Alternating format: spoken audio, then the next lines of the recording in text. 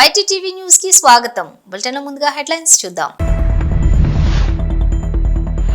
నేటి నుండి అమల్లోకి కొత్త రిజిస్ట్రేషన్ ఛార్జీలు. కొత్త ఛార్జీలు తప్పించుకునేందుకు నిన్న ఒక్కరోజే రాష్ట్రానికి 220 కోట్ల రూపాయల ఆదాయం.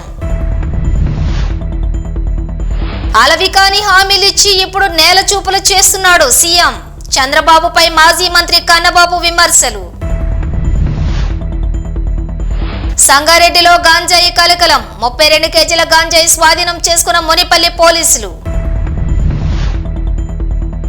తెలంగాణను దోచుకున్నది ఆంధ్ర పాలకులే, ఎమ్మెల్సీ కవిత ఆరోపణలు. ఆంధ్రప్రదేశ్ రాష్ట్రంలో కొత్త రిజిస్ట్రేషన్ ఛార్జీలు శనివారం నుండి అమల్లోకి రానున్న నేపథ్యంలో కొత్త ఛార్జీలు తప్పించుకునేందుకు శుక్రవారం రాత్రి 11 గంటల వరకు రాష్ట్ర వ్యాప్తంగా 14,250 రిజిస్ట్రేషన్లు జరిగాయి. రోజుకు సుమారుగా 60 నుంచి 80 రిజిస్ట్రేషన్లు జరిగే కార్యాలయాల్లో దాదాపుగా 190 వరకు జరిగాయి. అత్యధికంగా గుంటూరు జిల్లాలో 1184 రిజిస్ట్రేషన్లు నమోదు కాగా గురు శుక్రవారం రిజిస్ట్రేషన్ల ద్వారా రాష్ట్రానికి 220 కోట్ల రూపాయల ఆదాయం వచ్చింది. నారా చంద్రబాబు నాయుడు పాలన అత్యంత దారుణమైన ఫెయిల్యూర్. సూపర్ 6 ఏమైంది అని అడిగితే కేసులు పెడుతున్నాడని విమర్శించారు కాకినాడ జిల్లా వైఎస్ఆర్సీపీ అధ్యక్షులు కురసాల కన్నబాబు. కేంద్రం ఇచ్చిన నిధులు 1,00,000 కోట్ల అప్పు ఏమయ్యాయి అని ప్రశ్నించారు. చంద్రబాబు ఎన్నాళ్ళు ఈ అబద్ధాల బ్రతుకుతాడు అని అన్నారు Kurasala Kannababu. Most failure tenure of Chandrababu Naidu. 4 దఫాలు ఆయన ముఖ్యమంత్రిగా పనిచేశాడు. ఇప్పుడు ఫెయిల్ అయినంతగా గతంలో ఎప్పుడు ఫెయిల్ అవ్వాలి. మేబీ దానికి కారణాలు ఏంటనేది ఆయనకే తెలియాలి. ఈరోజు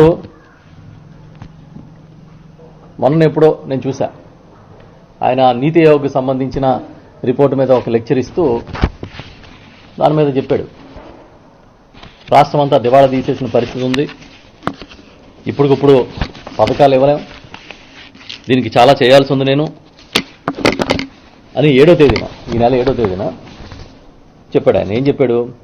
అభివృద్ధి చేస్తే సంపద సృష్టిస్తాం, సంపద సృష్టిస్తే ఆదాయం పెరుగుతుంది, ఆదాయం పెరిగితే సంక్షేమం పెరుగుతుంది, సంక్షేమానికి డబ్బులు వస్తాయి, ఇలాగేదో మోర్ మనీ మోర్ క్యాపిటల్ రకరకాలుగా ఏదో చెప్పుకొచ్చాడు. మేము అడుగుతున్నాం, మీరు ఇచ్చిన ఒక నినాదం మీకు గుర్తుందా? పూర్ టు రిచ్ అని ఒక నినాదం ఇచ్చారు, గుర్తుందా? ఎలా ఇచ్చారు నినాదం? మీరు సంపద సృష్టిస్తాను, ప్రతి ఒక్కడిని కుబేరుని చేస్తాననే కదా ఇచ్చిన నినాదం అది. ఇవాళ ఏమైంది? సూపర్ 6 ఏమైంది? మీరు ఇచ్చిన హామీలు ఏమైనాయి? ఎప్పటి మాదిరిగానే గాలి కొట్టుపోయిన గాలి మాటల్లాగా నిలిచిపోయినాయి. ఎవడైనా అడిగితే కేసులు పెట్టే పరిస్థితికి వచ్చారు. పాపం కొంతమంది యూట్యూబర్ల మీద కూడా ఇవాళ కేసులు పెట్టే పరిస్థితి వచ్చింది. ఎన్నికల ముందు ఈయన ఎన్నికల ప్రచారంలో చెప్తూ ఉండేవారు చంద్రబాబు నాయుడు గారు, మూలనున్న ముసలమ్మ కూడా బటన్ నొక్కుతుంది, అదే పెద్ద గొప్ప బ్రహ్మ విద్య అని. నిజమే కాబోలనుకుని జనం కూడా ముసలమ్మ నొక్కితే ముసలుడైనా నొక్కుతాడని చెప్పి వేశారు. ఏమైంది? బటన్ ఎందుకు నొక్కలేకపోతున్నారు? ముసలమ్మ నొక్కుతుందనే బటన్ను మీ ప్రభుత్వం ఎందుకు నొక్కలేకపోతుంది? ఆ రోజే జగన్మోహన్ రెడ్డి గారు చాలా స్పష్టంగా చెప్పారు, చంద్రబాబు నాయుడు గారు ఇచ్చిన హామీల్ని అమలు చేయాలంటే ఏడాదికి 1,65,000 కోట్లు కావాలి. నేను ఇవాళ ఇచ్చే పథకాలే 70,000 కోట్ల రూపాయలు అవుతోంది. ఇంతకు మించి ఇచ్చే అవకాశం ఈ రాష్ట్ర ఖజానాకి లేదు. కాబట్టి నేను అబద్ధాలు చెప్పలేను, ఆయనలాగా మోసం చెయ్యను. ఆయన ఎన్నికల ముందు డెలిబరేట్గా నిర్ద్వందంగా మోసం చేస్తా ఉన్నారని జగన్మోహన్ రెడ్డి గారు చెబితే ప్రజలు అర్థం చేసుకోలే. నిజాన్ని అర్థం చేసుకోవడం కష్టం, అబద్ధం అందంగా కనిపిస్తుంది. ఇవాళ ఎన్నికల ముందు ఏం చేశారు? ఎన్ని అబద్ధాలంటే రోజు వండి వార్చడమే. ఒక నడిచొస్తున్న అబద్ధంలాగా తెల్లారి లేస్తే అబద్ధాలు వండి వార్చి జనంలో పంపించి ఇవాళ అధికారంలోకి వచ్చారు. కానీ ఎన్నాళ్ళు మీరు అబద్ధం బతుకుతారు? ఏదో ఒకరోజు బయటకు వస్తుంది కదా. మొన్నే అమిత్ షా గారు వచ్చి ఈ రాష్ట్రానికి మేము వచ్చిన తర్వాత 3 లక్షల కోట్ల రూపాయల సాయం చేశామని చెప్పారు. సంతోషం. చంద్రబాబు నాయుడు గారు వచ్చి 1,19,000 కోట్లు ఎంతో అప్పు చేశామని చెప్తున్నారు. ఇంకా సంతోషం. అంతా కలిపి 4,19,000 కోట్లు అయింది. అంటే ఇంచుమించుగా 8 నెలల కాలంలో 4 లక్షల కోట్లు అంటే నెలకి 50,000 కోట్ల రూపాయలు. ఏమైపోయినాయి? సంగారెడ్డి జిల్లా మునిపల్లి మండలం కంకోల్ టోల్ ప్లాజా వద్ద వాహనాల తనిఖీల్లో భాగంగా ముంబై నుండి హైదరాబాద్ వెళ్తున్న 3 వాహనాల్లో 32 కిలోల గంజాయి పట్టుకున్నారు మునిపల్లి పోలీసులు.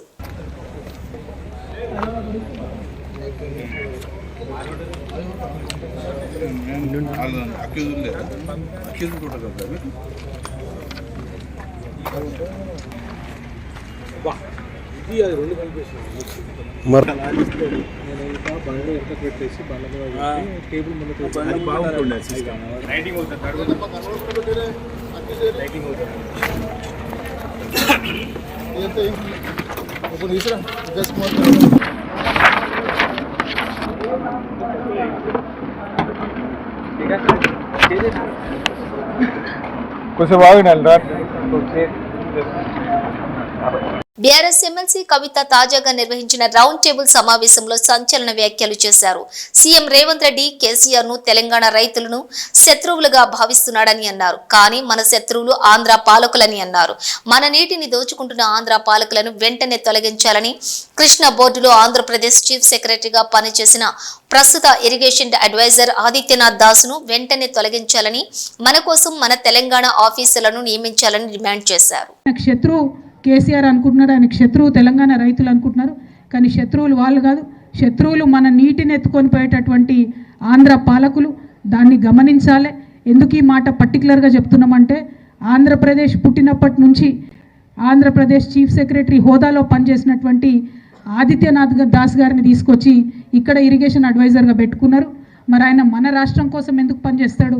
ఆయన పక్క రాష్ట్రం కోసమే పనిచేస్తాడు. ఆయన మంచి ఆఫీసర్ కావచ్చు, కానీ మన ఆఫీసర్ కాదు. కాబట్టి ముఖ్యమంత్రి గారిని మేము డిమాండ్ చేస్తూ ఉన్నాము, ఖచ్చితంగా ఆదిత్యనాథ్ దాస్ గారిని బాధ్యతల నుంచి తప్పించాలి. కృష్ణా ట్రిబ్యునల్లో కావచ్చు, దేంట్లో కావచ్చు, తెలంగాణ పక్షాన వాదనలు వినిపించడానికి మన తెలంగాణ ఆఫీసర్లు చాలామంది ఉన్నారు. వారిని ముందన పెట్టి తెలంగాణ సోయితో పరిపాలించి రాష్ట్ర ప్రజలకు, రైతులకు నీళ్ళు ఇచ్చే విధంగా ప్రయత్నం చేయాలని చెప్పి ముఖ్యమంత్రి గారిని మేము డిమాండ్ చేస్తూ మరి రౌండ్ టేబుల్. తిరుపతి నగరంలోని ఒక చికెన్ దుకాణంలో కుళ్ళిన చికెన్ విక్రయించడంతో అధికారులు సీజ్ చేశారు. మున్సిపల్ హెల్త్ అధికారులు స్థానిక చికెన్ దుకాణాల్లో కేజీ చికెన్ 220 రూపాయల నుంచి 240 రూపాయల వరకు విక్రయిస్తూ ఉండగా, ఈ దుకాణంలో కేవలం 150 రూపాయలకు మాత్రమే విక్రయిస్తూ ఉండటంతో మార్కెట్లోని దుకాణ యజమానులకు అనుమానం వచ్చి పరిశీలించారు. చనిపోయిన కోళ్లను కట్ చేసి సుమారు 10 రోజులకు పైగా డీప్ ఫ్రిడ్జ్ లో పెట్టి కుళ్ళిన చికెన్ ను విక్రయిస్తున్నట్లు గ్రహించి వెంటనే మున్సిపల్ హెల్త్ అధికారులకు ఫిర్యాదు చేయడంతో అధికారులు అక్కడికి చేరుకుని కుళ్ళిన ఫంగస్ వచ్చి దుర్వాసన వస్తున్నటువంటి చికెన్ కనబడటంతో ఆ చికెన్ దుకాణాన్ని సీజ్ చేశారు అధికారులు.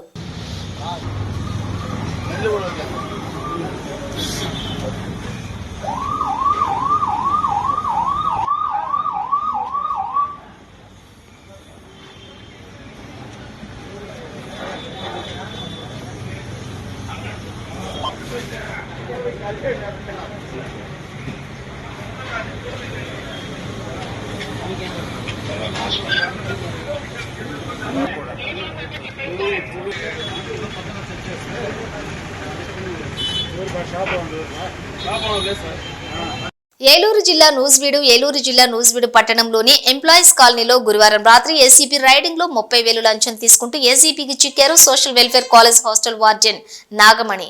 హాస్టల్ స్వీపర్ గా విధులు నిర్వహిస్తున్నటువంటి ఝాన్సీ అనే ఉద్యోగి నుండి లంచం డిమాండ్ చేయడంతో ఝాన్సీ ఏలూరులోని ఏసీబీని ఆశ్రయించినట్లు ఏసీపీ డీఎస్పీ సుబ్బరాజు వెల్లడించారు.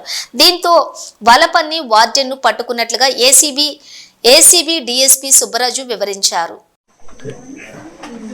నూజివీడు ఎంప్లాయీస్ కాలనీకి చెందిన ఝాన్సీ అనే ఆవిడ నూజివీడు ఎంప్లాయీస్ కాలనీలో ఉండే సోషల్ వెల్ఫేర్ గార్డ్స్ కాలేజీ హాస్టల్లో అవుట్సోర్సింగ్ సర్వెంట్గా పనిచేస్తున్నారు. ఆవిడ గత 5 సంవత్సరాలుగా అక్కడ పనిచేస్తున్నారు. చాలా కాలం పాటు జీతాలు రాలేదు, రీసెంట్గా కొద్దిగా జీతాలు వచ్చినాయని చెప్పి తర్వాత ఈ పోస్ట్లో ఆవిడని కంటిన్యూ చేయడానికి ఆ హాస్టల్కి సంబంధించిన వార్డెన్ అంటే హాస్టల్ వెల్ఫేర్ ఆఫీసరు నాగమణి గారు మొన్న డిసెంబరు నెల నుంచి ఆవిడకి ఉద్యోగాన్ని రావద్దు, నువ్వు 1,00,000 రూపాయలు తీసుకొస్తేనే నువ్వు ఉద్యోగంలోకి రాణిస్తానని చెప్పేసి ఆపేయడం జరిగింది. దాని మీద ఆవిడ అంత డబ్బులు నేను ఇచ్చుకోలేను, నాకు జీతాలు కూడా సరిగ్గా రావట్లేదని చెప్పేసి 50,000 అని చెప్పేసి మళ్ళీ 50,000 తగ్గించారు. అప్పటికి 30,000 ఇస్తానని చెప్పేసి ఇవిడ ఒప్పుకొని ఒప్పుకున్నారు. తర్వాత ఆ డబ్బులు ఇవ్వడం ఇష్టం లేక మన ఏలూరు ఏసీబీ ఆఫీస్కి అప్రోచ్ అవ్వడం జరిగింది. తర్వాత మేము ప్రిలిమినరీ ఎంక్వైరీ చేసి ఈరోజు సాయంత్రం ఒక ట్రాప్ ప్లాన్ చేసాం. దానికి సంబంధించి ఈరోజు సుమారు రాత్రి 8 గంటలకి ఎంప్లాయీస్ కాలనీలో ఈ నాగమణి గారు అద్దెకుంటున్న ఇంట్లో ట్రాప్ కండక్ట్ చేయడం జరిగింది. ఈ ట్రాప్ టైంలో ఈ నాగమణి గారు ఆవిడ భర్త రామోజీరావు, అతను ప్రైవేట్ ఎంప్లాయీ, వీళ్ళిద్దరూ కూడా ఈ ఫిర్యాది ఝాన్సీ దగ్గర 30,000 రూపాయలు లంచం సొమ్ము తీసుకోవడం జరిగింది. కెమికల్ టెస్ట్ కూడా కండక్ట్ చేయడం జరిగింది. దాంతో అంతా కూడా పాజిటివ్ రిజల్ట్ వచ్చింది. దీనికి సంబంధించి ఫర్దర్గా మిగతా డీటెయిల్స్ అన్నీ కూడా ఎంక్వైరీ చేస్తున్నాం. ఎంక్వైరీ అనంతరం వాళ్ళని కోర్టుకు హాజరుపెట్టి నెక్స్ట్ చర్యలు తీసుకుంటాం. సార్, ఇప్పుడు మీ దృష్టికి వచ్చిన విషయం ఈ ఝాన్సీ ఒక్కవిడితేనా, మిగిలిన వాళ్ళు కూడా ఏమన్నా కంప్లైంట్ ఇచ్చున్నారు సార్? ప్రజెంట్ ఈ హాస్టల్ సంబంధించి ఝాన్సీ అన్నవాడు మాత్రం కంప్లైంట్ ఇచ్చున్నారు. ఈ ఆల్రెడీ ఇన్వెస్టిగేషన్ స్టార్ట్ అయింది కాబట్టి ఫర్దర్గా ఇంకేదన్నా ఉంటే కనుక దాన్ని కూడా మనం పరిపాలన చేతకాక రాష్ట్రంలో ఏమి జరిగినా దానికి కారణం జగన్మోహన్ రెడ్డి అని మాట్లాడుతున్నారు నారా చంద్రబాబు అని అన్నారు నర్సారావుపేట మాజీ ఎమ్మెల్యే గోపిరెడ్డి శ్రీనివాసరెడ్డి. అమలు కాని హామీలు ఇచ్చే ముందు వాటి సాధ్యాసాధ్యాలు తెలియదా అని ప్రశ్నించారు. నీ బతుకంతా మోసమే నా చంద్రబాబు అంటూ విమర్శించారు నర్సారావుపేట మాజీ ఎమ్మెల్యే గోపిరెడ్డి శ్రీనివాసరెడ్డి. ప్రతి మహిళకి 1,500 రూపాయలు ఇస్తానన్నావు. అమ్మఒడి ప్రతి పిల్లవాడికి ఇస్తానన్నావు. ఇప్పటికీ సంవత్సరం కాలం అయిపోయింది, అమ్మఒడి ఎగరగొట్టేసావు. అసలు ఎంత అవుతుంది నువ్వు ఇచ్చిన సూపర్ 6కి అనేది కూడా లెక్కేశారు జగన్మోహన్ రెడ్డి గారు. ఎన్నికల ముందు కూడా క్లియర్గా ఒక మీడియా సమావేశం పెట్టి క్లియర్గా ఇప్పుడు ఎంత అవుతున్నాయి పథకాలకి, చంద్రబాబు నాయుడు ఇచ్చే పథకాలకి ఎంత అవుతుందని కూడా క్లియర్గా ఒక ప్రజెంటేషన్ కూడా ఇచ్చాడు. ఒక్కసారి దాని లెక్కలకు వెళ్తే జగన్మోహన్ రెడ్డి గారు ఈ రాష్ట్రంలో అప్పటికి ఇస్తున్న పథకాలు సంవత్సరానికి 54,000 కోట్ల రూపాయలు అవసరమైతే, ఇదే చంద్రబాబు నాయుడు గారు ఈయన ఇచ్చిన సూపర్ 6కి 74,000 కోట్ల రూపాయలు అవసరం. ఆ రోజే క్లియర్గా చెప్పాడు. జగన్మోహన్ రెడ్డి గారు ఆయన ఇచ్చిన మాట ప్రకారం చెయ్యాలి అని, కరోనా కష్టకాలంలో కూడా ప్రజలు ఇబ్బంది పడకూడదని ఒక్క పథకం కూడా ఆపకుండా, ఆఖరికి వైఎస్ఆర్ కాంగ్రెస్ పార్టీ కార్యకర్తలకి బిల్లులు కూడా చెల్లించకుండా నేను ఇచ్చిన మాట ప్రకారమే నిలబడాలి అని చెప్పి ఆయన దానికి మొదట ప్రాధాన్యత ఇవ్వడం జరిగింది.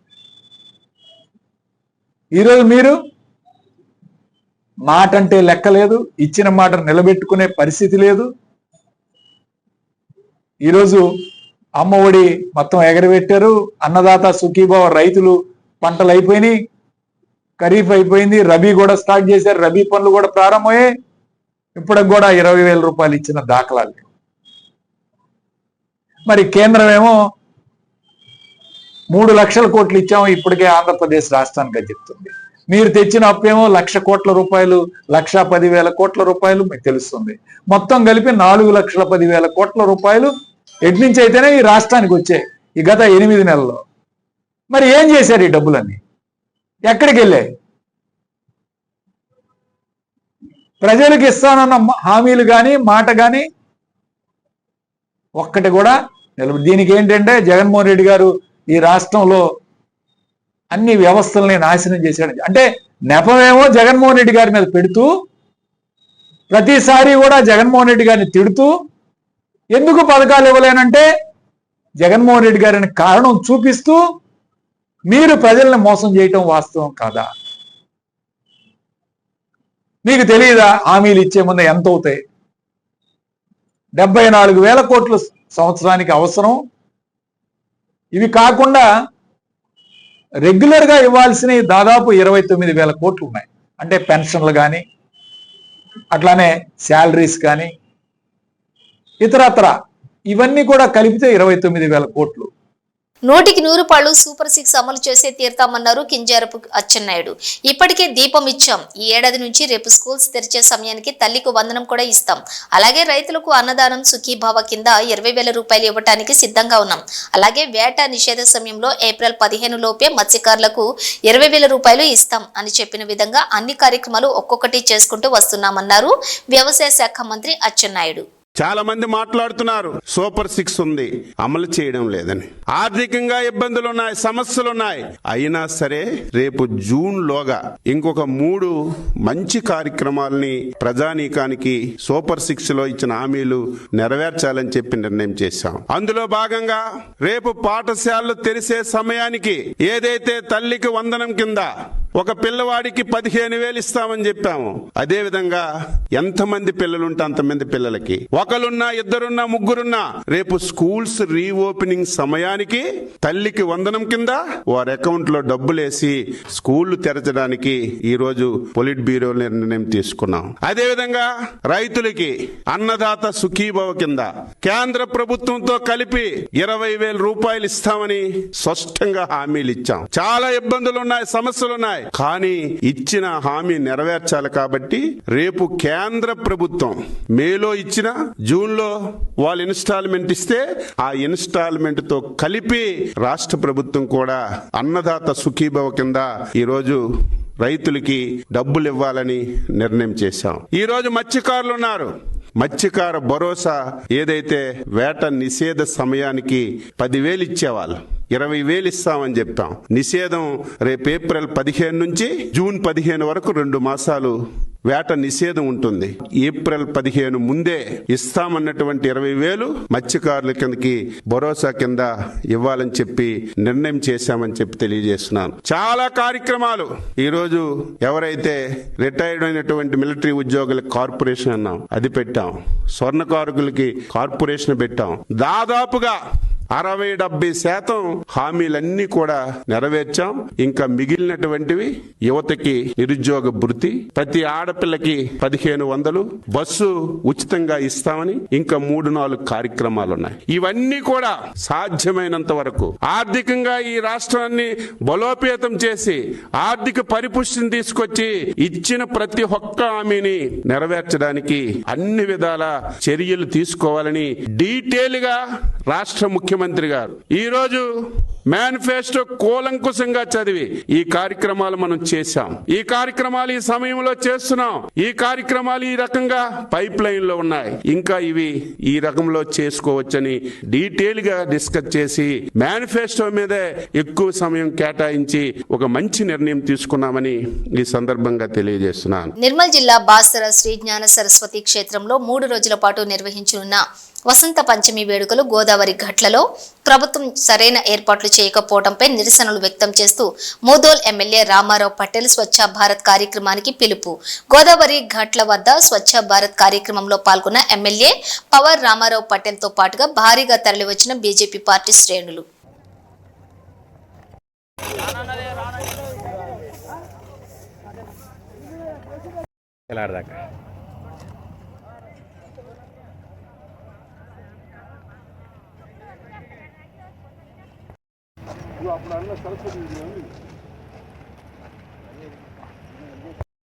రామ లక్ష్మణ జానకి జై బోలో హనుమాన్ కి, రామ లక్ష్మణ జానకి జై బోలో హనుమాన్ కి.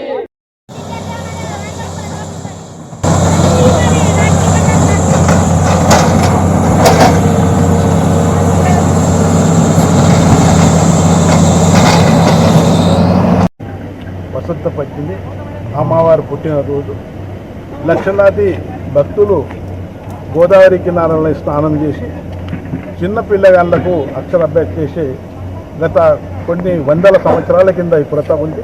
ఈ సంవత్సరం కూడా లక్షల కొద్ది భక్తులు వచ్చి ఇక్కడ గోదావరి కినారలో స్నానం చేసి మన 5 సంవత్సరాలు ఉన్న పిల్లగాళ్లకు అక్షరాభ్యాసం చేస్తారు. దానికోసం మా ప్రభుత్వం నిర్లక్ష్యం వల్ల ఇక్కడ ఘాట్లో ఎటువంటి సౌకర్యాలు పెట్టలేదు. మేము మా కార్యకర్తలతోని ఈరోజు ఘాట్లు స్వచ్ఛం చేస్తున్నాం. ఎంతైనంత పూర్తిగా ఘాట్లు స్వచ్ఛం చేయడానికి ప్రయత్నం చేస్తున్నాం. ఖచ్చితంగా మా పొద్దున 6 గంటల నుంచి సాయంత్రం 6 గంటలకు పనిచేస్తున్న రామారపల్లి ఆధ్వర్యంలో ఎందుకంటే ఇప్పుడు నేను మాజీ సీఎం కేసీఆర్ దయతో 4 కోట్ల రూపాయలతో పుల్లూరు శ్రీలక్ష్మీ నరసింహస్వామి ఆలయాన్ని అభివృద్ధి చేసుకున్నామని, మరింత అభివృద్ధి చేయడానికి తన వంతు సహకారం అందిస్తారని మాజీ మంత్రి ఎమ్మెల్యే హరీష్ రావు తెలిపారు. కాళేశ్వరం జలాలతోటి ఈ ప్రాంతం సస్యామలమైందన్నారు. సిద్దిపేట రూరల్ మండలం పుల్లూరులోని శ్రీలక్ష్మీ నరసింహస్వామిని మాజీ మంత్రి ఎమ్మెల్యే హరీష్ రావు దర్శించుకుని ప్రత్యేక పూజలు చేశారు. పుల్లూరు ఆలయం దినదిన అభివృద్ధి చెందుతుందని అన్నారు.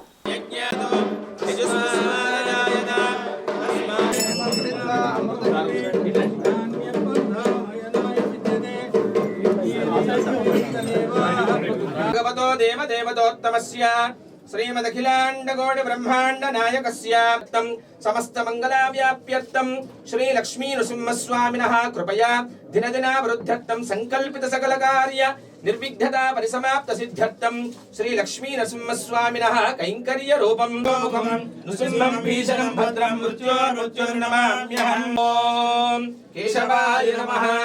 ఓం నారాయణ. ఓం या फलेनेन पुष्पिने बृहस्पति प्रचोदयास्तानामं चन्दकम् असहः साक्षांग साक्षात् श्रीवत्सवक्षसे श्रीमङ्गलाय सर्वेषां श्रीरङ्गेशाय मङ्गलम् श्रीयकान्ताय कल्याणनिवासाय श्रीनिवासाय मङ्गलम् मङ्गलं चक्रराजाय महनीय गुणात्मने सत्कृतायास्तु मङ्गलम् श्रीनिवास भगवान् की कायेन वाचा मनसेन्द्रियेर्वा बुद्ध्यात्मना वा प्रकृते स्वभावात् करोमि यद्यत् सकलं परस्मै नारायणायेति समर्पयामि. सर्वं श्रीकृष्णार्पणमस्तु. ओम श्री पौत्रं प्रजया वशभर्मितनयञ्जायते यस्यैव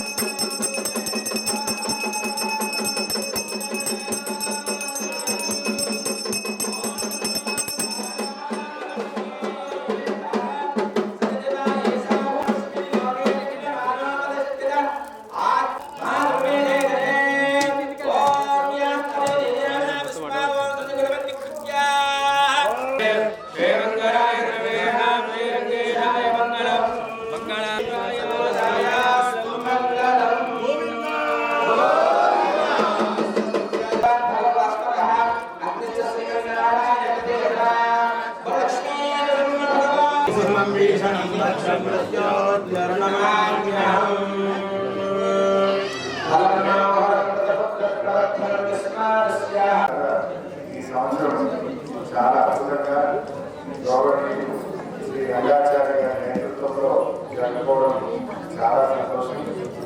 మరి